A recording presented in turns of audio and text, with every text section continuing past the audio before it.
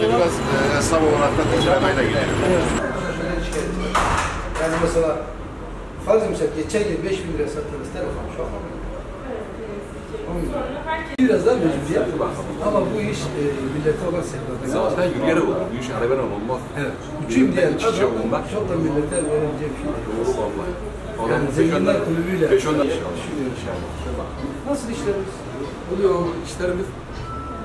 İyi de tabii ki herhalde. Para kazanamıyor. Doğru. Masraf çok. Doğru. Masraf çok. Eskisi gibi değil hiçbir şey yani. Evet. Peki ilaçları bulabiliyor musunuz? Yok. İyi bir ilaç krizi var mı? Çok sıkıntı, büyük sıkıntı var. Çok büyük sıkıntı var. Bulsak bile, satsak bile para kazanmayacak. Vatandaş mı lazım? Engel. Eczacılık fakültelerinde verilen eğitimi eczacılar ama bunu da ürettirmeyenler işte. Bunu da devletin elini taşın altına koyması lazım. Gene de ümitliyiz. Mesela bu arabayı ille yapacaksınız dediği gibi bu ilaçları da yaptıracağım kardeşim. Kasap amca nasılsın? İyi misin? Allah iyilik versin. Sağ olasın. Teşekkür ederim. İşleriniz nasıl?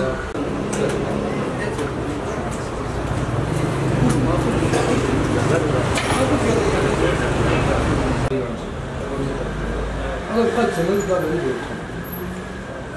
Bırakacak olmuyor. Yapacak yapamaz. Yani bu kadar hayvancılar dertli. Hayvancı bu kadar dertli olursa sana kilosunu 50 lira veremez. Yani tabii iş zamanı, bir saati.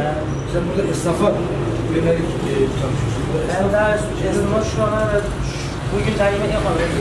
Oturayım. Yazı takımlar patlamış. Doğru söylüyorum. Ama onun yansıması millete az olduğu zaman millet burada azalmışlar. Orada 3-5 tane para var. Hani bir önce deyip gittikten sonra Hoca Efendi bir ayet geldi. Bir daha hazırlasında.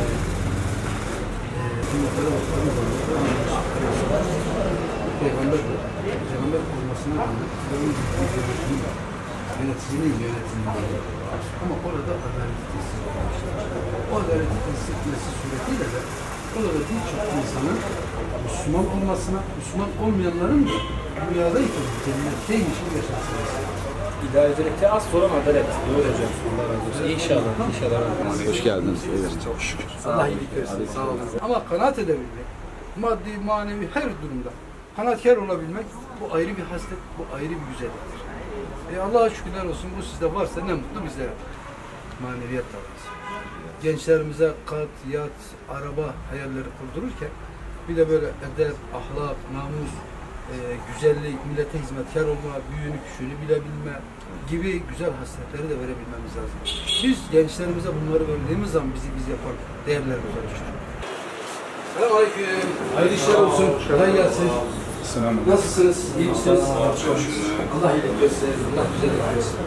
Ama biz faiz ile döviz arasında sıkıştırılmış bir ekonomiyle nereye kadar neyi düzeltebiliriz? Faizi yükseltsen dolar düşüyor, dolar düşürsen faiz yükseliyor. Sence heykel, bilmem devlet dairelerinin şatafatı Almanya'da mı çok bizde mi şey? Bizde çok. Biliyor bizde çok. Her ay, diğer ay bekledik. Ama hiç daha gelmedi. Yine bekliyor, beklemeye devam ediyor. Aynen. Antep biraz fıstık sezonu dedik. Fıstık sezonu belki açılır dedik. Evet. Yine olmadı. Yine olmadı. Bekliyoruz yani. Kızı boş ver ama oğlana verebilmem misin? Bayağı oldu. Hani olmadı. Ben gelip de sana bunu 6 aylığına borcu aldım. 6 ay sonra nereden vereceğim? Ama bakıyorsun okulda öğretilen hiçbir şey yerli yerinde değil. Okulda öğrettikleri nasıl yapılır diye bir şey öğretmiyorlar. Ne bileyim. Ya amca çocuklar birbirini tanımıyor. Böyle bir yani böyle bir hale getirdiler ki bu işte kapitalizmin verdiği, materyalizmin verdiği yani biz insanlıktan çıkardı. İşte Peygamber diyor ki ben güzel Allah'ı tanıma uzaylı. Bizim meselemiz bu zaten. Zaten biz İslam'ın hayatın her alanına hakim olur. evet. Zor ve niyetiz. Allah razı olsun. Peki. Defterin bitebilmesi için de milletimizin bir biraz daha maddiyle malum. Sadece parayı kastetmiyorsunuz. Yani sadece maddiyatla rahatlamışsınız. Ama öbür ahmaksızlıklar, öbür yanlışlar devam etmiş. Bu çok yanlış. Sen kemeri kendin mi imal ettin? Ne yapayım? Biraz işte kısmi. Tabii ki meslekler artık oturmayı tutmuş mesleklerden bir tanesi. Son. Artık gençler çok da şey yapmıyor. Yani Evet, güzel başarıyorlar. Aynen. Bir heves yok. Seçime bir kapı önünden selamünaleyküm. Bizim belediye başkanımız var. Burada ben 12 senedir buradayım. Daha bir günden bir güne bir esnafa bir sıkıntınız var mı diye söylediğini duymadım. Ama esnafın herhangi bir sıkıntısı var mı, herhangi bir problemi var mı diye. Yani bizim müracaat edebileceğimiz mevki o. Hani bir milletvekili falan zaten onu göremiyoruz.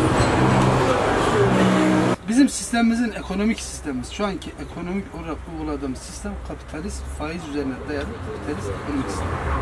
Bizim öncelikle bu zihniyetten vazgeçebilmemiz lazım. Evet.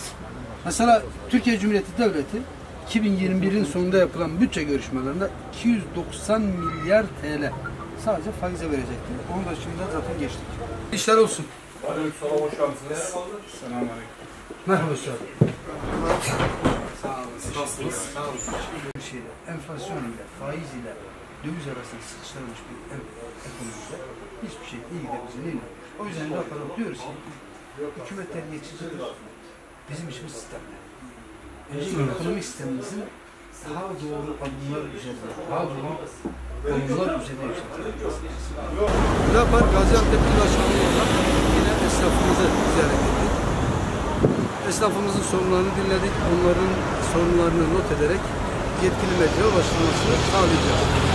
Esnafımız yine ekonomideki yaşanan sıkıntılardan bahsediyor. Ekonomideki istikrarsızlıklardan bahsediyor. Faiz ile döviz arasında sıkıştırılmış bir ekonomik sistemin yanlışlıklarını bir kez daha müşahede ediyor. Esnafımız alım gücündeki yetersizliklerden bahsederekten şu anda işlerinin pek de olmadığından bahsediyorlar. Girdi maliyetlerinin yüksek oluşundan dolayı çok da para kazanamayışlarından bahsediyorlar. Biz gördük ki memleketin müdafaa ihtiyacı var. Ekonomik sistem olarak milletimizin, bu memleketin müdafaa ihtiyacı var. Müdafaanın çözüm önerilerini anlattık.